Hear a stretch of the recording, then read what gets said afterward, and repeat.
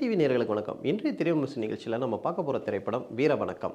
நடிகர் சமுத்திரக்கனி, பரத், ரிதேஷ், பிரேம்குமார் உள்ளிட்ட பலர் நடித்திருக்கிறாங்க. இந்த படத்தை அனில் நாகேந்திரன் இயக்கியிருக்கிறாரு. இந்த படத்தோட கதை என்னன்னு பார்க்கலாம். இந்த படத்தோட கதை என்னன்னா, கேரளாவில் கம்யூனிஸ்ட் கட்சியை நிறுவிய முதல் செயலாளர் ஆன பி. கிருஷ்ணன் பிள்ளையோட வீர வாழ்க்கை வரலாறை எடுத்துரைப்பது தான் இந்த படத்தோட கதையாக இருக்குது. இதை தவிர்த்த பெண்கள் முன்னேற்றம், சமூக நீதிக்கான போராட்டம் உள்ளிட்ட பல்வேறு விஷயங்களையும் படத்தின் கதைகளுக்கு ஒரு கருவாக வைத்திருக்கிறார்கள். இது பி. கிருஷ்ணன் பிள்ளையோட வாழ்க்கை வரலாறு என்பதனால அதை ஒரு கதையாக ஆரம்பிக்கிறாங்க. அவர் என்ன பண்ணார், அவருடைய காலகட்டத்தில் எந்த மாதிரி போராட்டங்களில் அவர் ஈடுபட்டார் என்பதை எடுத்துரைத்தாங்க.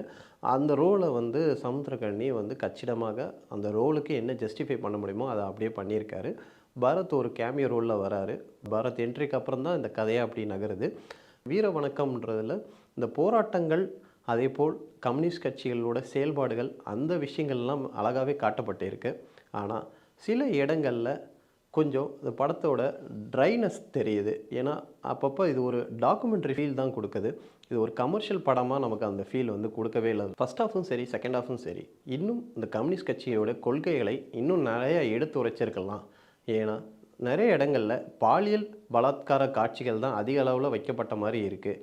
அதை தவிர்த்து இன்னும் இவர்கள் போராட்ட குணங்கள், அதேபோல் இவர்களோட கொள்கை எடுத்துரைக்கும் விதத்தை இன்னும் சுவாரஸ்யப்படுத்தி காமிச்சிருக்கலாமே அப்படின்ற ஒரு ஃபீல் தான் இந்த படம் நமக்கு கொடுக்குது. இந்த படத்தில் உண்மையாக அந்த டைமில் போராட்டத்தில் ஈடுபட்ட ஒரு கம்யூனிஸ்ட்வாதி பி.கே. மேதினி அவர்களும் இந்த படத்தில் நடிச்சிருக்காங்க. அவங்களுக்கு 95 வயது.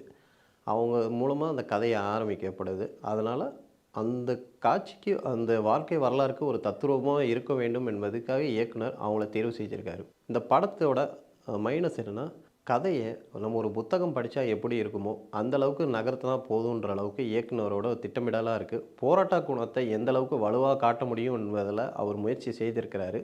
ஆனால் அந்த போராட்ட குணங்கள் ஒரு அழுத்தமாக நமக்கு இன்னும் பதியலைன்னு சொல்லலாம்.